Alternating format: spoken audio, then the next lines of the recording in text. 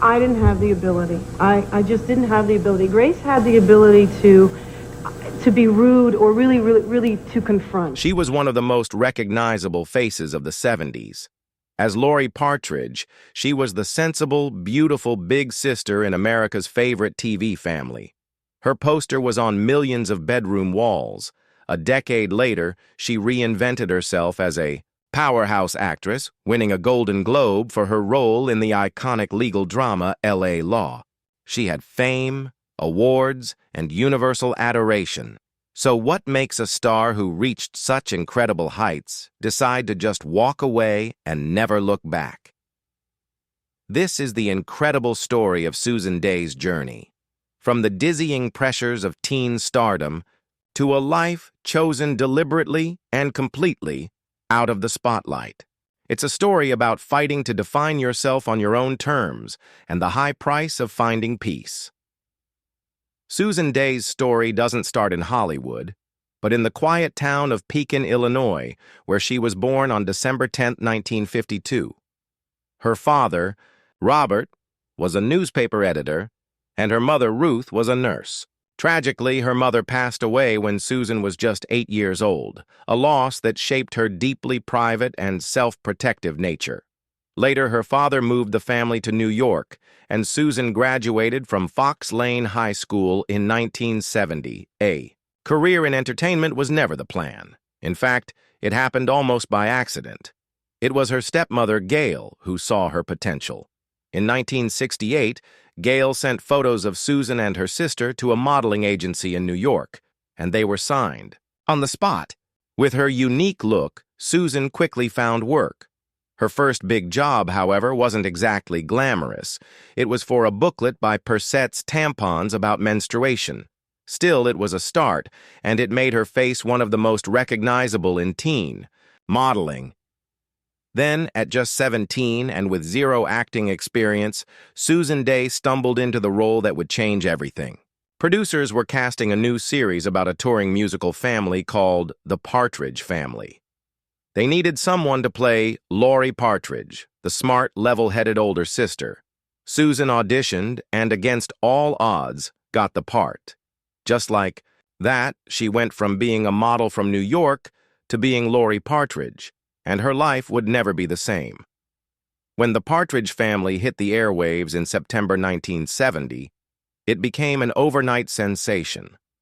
The show was pure escapism, a wholesome musical fantasy about a family on a bus painted like a Mondrian masterpiece. As Laurie, the brainy keyboardist Susan Dey became an instant teen idol. Her face, alongside her TV brother and global heartthrob, David Cassidy, was on lunchboxes, board games, and the cover of every teen magazine. The show's success was unreal. The band wasn't just fictional, they were a real-world chart topper. Their single, I Think I Love You, shot to #1 even, outselling the Beatles' Let It Be. Dey and Cassidy were caught in a storm of fame, mobbed by fans everywhere they went. But behind the sunny facade, things weren't so perfect for Susan. The constant pressure and scrutiny took a serious toll. As she later said, being a child star means you feel like an adult, but you are not an adult. This pressure led her to develop a severe eating disorder, anorexia. She was fighting a private, all-consuming battle while smiling for the cameras. Her castmates, especially her on-screen mom, Shirley Jones, noticed and became a crucial support system that helped her start the long road to recovery. Things were even more complicated because of her feelings for her co-star, David Cassidy. He was the biggest teen idol on the planet, and Susan fell hard for him. Shirley Jones, who was also Cassidy's real-life stepmother, gently warned her that David might not be able to return her feelings. After the show ended, they did get briefly involved, but as Jones predicted, Cassidy soon broke it off. The experience left a deep scar. The world saw The Partridge Family as a dream, but for Susan, it was a gilded cage, and she was already planning her way out. When The Partridge Family wrapped in 1974, Susan Dey was only 21, but she was stuck. To the world, She was forever Laurie Partridge, wholesome, sweet, and safe. She was determined not to be typecast. But that meant she had to do something drastic to shatter the squeaky clean image that had made her a star. This kicked off a period of daring and sometimes shocking career choices. She actively looked for roles that were the exact opposite of Laurie Partridge, characters who were messy, troubled, and liberated. Her first major leap was the 1977 TV movie Mary Jane Harper Cried Last Night, where she gave a chilling performance as a young mother who abuses her toddler. It was dark, deeply unsettling, and a world away from the Partridge family bus. That same year, she starred in the film First Love, which required her to do nude scenes, a bold statement that the teen idol was gone for good. But the peak of her image-breaking campaign was the 1981 sci-fi thriller Looker, directed by Michael Crichton. She played a model who undergoes a twisted futuristic procedure, and the role featured several nude scenes. The film wasn't a box office smash, but it did its job. No one could watch Looker and still see her as just Laurie Partridge. She followed that up with Echo Park in 1986, where she played an aspiring actress who, to make ends meet, takes a job delivering stripograms. These weren't just random roles, they were a strategy. Each one chipped away at her teen idol past. While some critics were harsh and some fans were shocked, Day was proving she had real range and courage as an actress. She was taking back control of her story, and these risky movies were the stepping stones to the biggest comeback of her career. After a decade of hard work reshaping her career, it all paid off. Big time. In 1986, Susan was cast as Grace Van, Owen in the sophisticated, critically acclaimed legal drama L.A. Law. Van Owen was a principled, brilliant, and passionate deputy district attorney, and the role would cement Susan's legacy.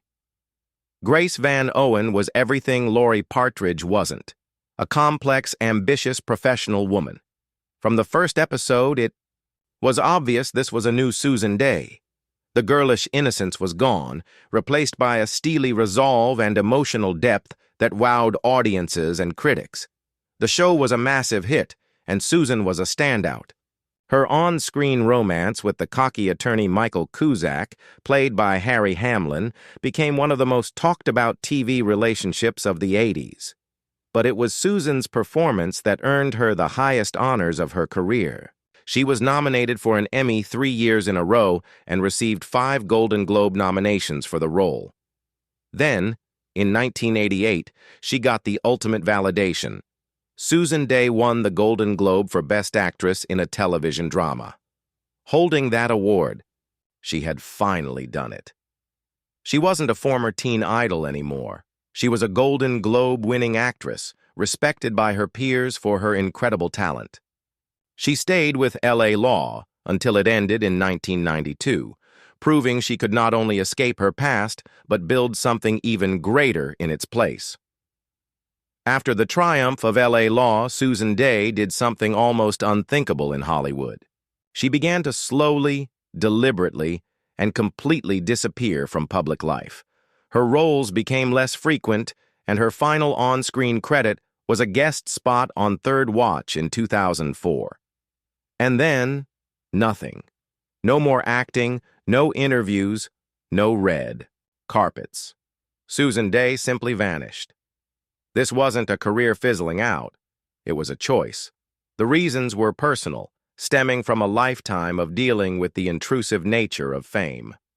A major breaking point came in 1994, when David Cassidy published his tell-all memoir, Come On, Get Happy, where he detailed their brief romantic history. For Day, this was a massive betrayal. I found it to be a tremendous, terrible violation, and tacky. Real tacky, she later told TV Guide. The book destroyed what was left of their friendship, and she severed all contact with Cassidy, a silence that lasted until his death in 2017.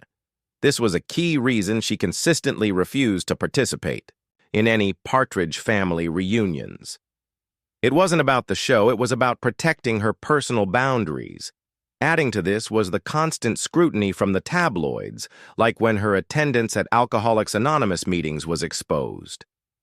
"I was furious that they had planted an informant in my AA group," she said. These violations solidified her desire for a normal life.